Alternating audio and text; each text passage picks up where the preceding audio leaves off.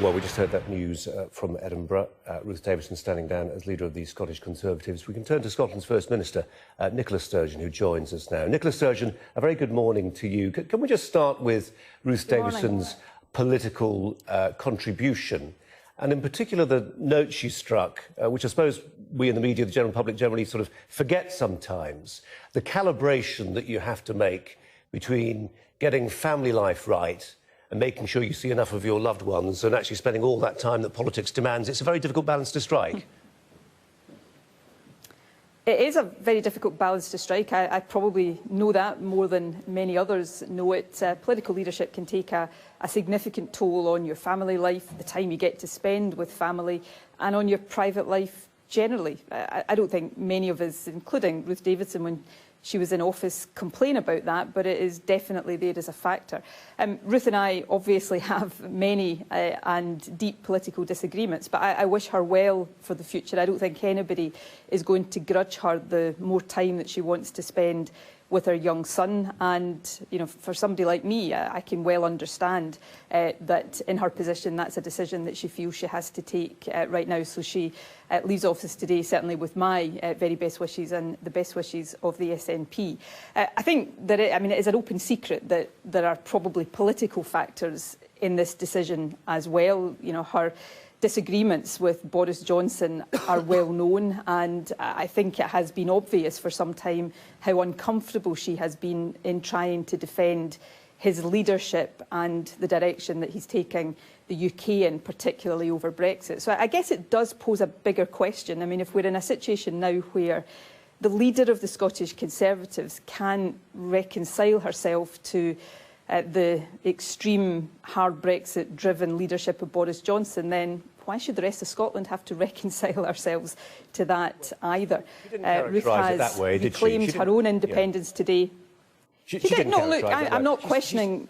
Yeah, she said there's just vote for a deal. Well, I'm not questioning her decision, but I think everybody knows there are political factors. Yeah.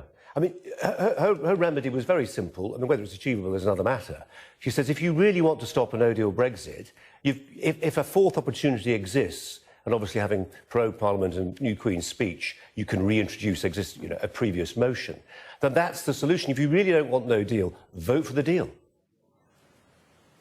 I think the problem Ruth had ever since the Brexit vote is that she was leader of a party in Scotland, and Scotland is not just against a no-deal Brexit, although we're very against a no-deal Brexit. Scotland is against any form of Brexit, and that deal that Theresa May asked Parliament to vote for, certainly for the SNP and for many people in Scotland, that represented or would have represented voting to leave the EU against our wishes with no clarity at all about the future relationship. That's something I was not prepared to see happen as leader of the SNP, and I think deep down inside, Ruth Davidson also knew that it was a very difficult position for her to be in, having campaigned so hard for Remain, having seen more than 60% of her fellow Scottish people vote for Remain, to be arguing that somehow Scotland should just accept whatever the Westminster system chooses to throw at us.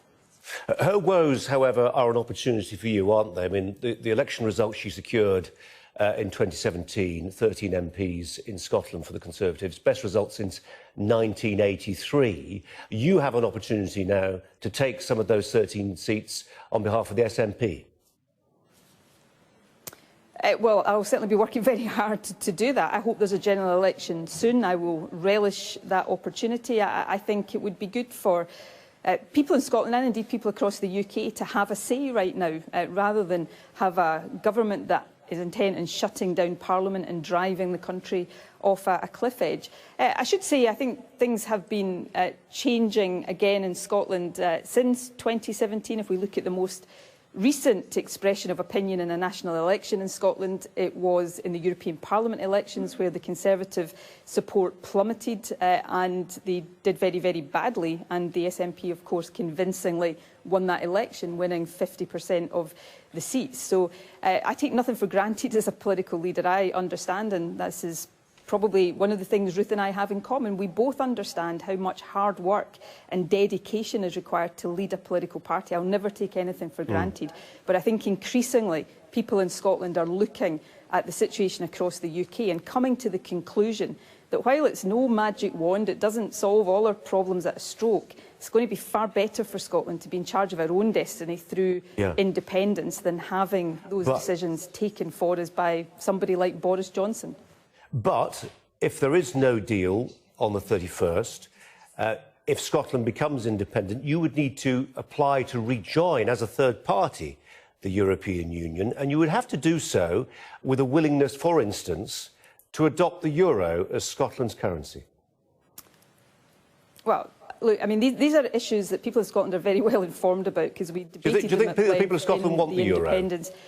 Well, perhaps the people of Scotland don't want the euro, and the people of Scotland will not have to join the euro. The point I was making is that people in Scotland are very well informed about these discussions. There is nothing in the European Union that can force any country into the euro against its will. Take Sweden, a country that joined after these so-called obligations were in place. It's not in the euro, it's got no intentions of going in the euro, and everybody knows it can't be forced into the euro. I think one of the things that has certainly changed over the last few years in Scotland is that people are less likely, even less likely than they were in 2014, to be susceptible to this kind of scaremongering.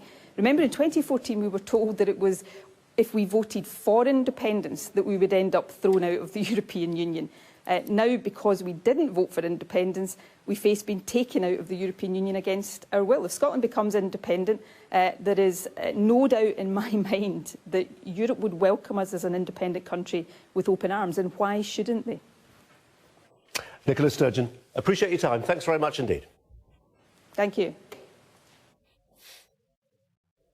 Well,